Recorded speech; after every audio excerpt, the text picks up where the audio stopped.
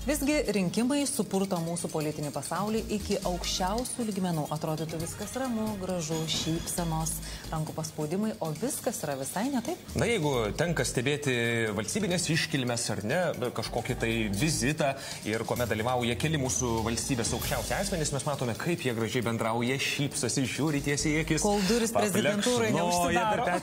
Bet pasirodo, užkulisiuose viskas kitaip, tik durys susidaro skirtingose kabinetuose ir prasideda tas taip, tas ana. Taigi, na, šiandien naujiena neišimtis. Taip, paaiškėjo, kad tarp aukščiausių šalies vadovų tvyro įtampa, o tarpusavio kovose pasitelkiamas net šantažas ir sekimas. Seimo pirmininkė bendraminčiams atvirai prabilo apie lietuviškos politikos užkulisius. Kas galėjo pagalvoti paskutinį kartą, kai mačiau, nu taip šypsojosi, netgi drabužėlius buvo susiderinusios su prezidente viešumoje. Irenos Degutienės teigimu prezidentūra šantažuoja Seimo narius, o specialiosios tarnybos seka ir pasiklauso net aukščiausių šalies vadovų ir jų šeimų, pasakoja Donatas Tundis. Slaptai rašytas Seimo pirmininkės pokalbis atskleidžia tvyrančią įtampą tarp aukščiausių šalies vadovų. Irena Degutienė, susitikusi su bendraminčiais, atvirai prabilo, kad Lietuvoje į valdžią atėjus Daliai Grybauskaitei įsigalė autoritarizmas, šantažuojami Seimo nariai ir sekami net aukščiausi valstybės pareigūnai. Parlamento vadovė nesijaučia saugi net savo kabinete. Žinot, kadangi aš jau ne pirmą kartą čia šneku šitam kabinete laisvai ir su jumis kalbėsiu laisvai, nors čia perspėju, viskas yra pasiklausoma. Tai čia pirma įžangai.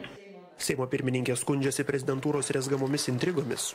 Man didesnis yra rūpestis, žinai kuo? Kad yra valstybės užvaldymas ir mes einam ne demokratiniu keliu, o Lukašenkos keliu. Žinau. Autoritariniu keliu. Kada reiškia, po vieną pasikviečia ir intrigas kuria, man sako, Viliaus Kubiliui ant manęs, trečiam darant kažko tai, supjudo tarpusavį. Labai geras metodas. Skaldyk ir valdyk. Ir man atrodo, jau tas yra pasiekta. Seimo pirmininkė pasakojo, kad prezidentūra griebėsi šantažo finansinių nusikaltimų tyrimo tarnybos vadovų atleidimo istorijoje. Jeigu jūs visą tą eigą matytumėt, kaip vyko, pavyzdžiui, dėl pareigūnų atleidimo ir kokie buvo daromi veiksmai, ir tie veiksmai mūsų buvo sudėlioti vienokie, bet tu nueini Baltuosius rūmus ir tu gyvenai šantažė. Anot Degutienės, nors Lietuva ir parlamentinė respublika, tačiau prezidentūros įbauginti net Seimo nariai. Todėl, kad taip mes patys kalti. Per 3 metus užsileidom ant galvos. Tai čia irgi reikia savikritiškai pripažinti. Skambutis, padarykit tą, skambutis, padarykit tą, o mes kaip žiopliai viską darėm. Viską darėm. Kiek veto buvo, kurie buvo tokie, sakykim, miglosi. Bet kaip tu, panika Seime iš karto. Veto reikia pakeisti.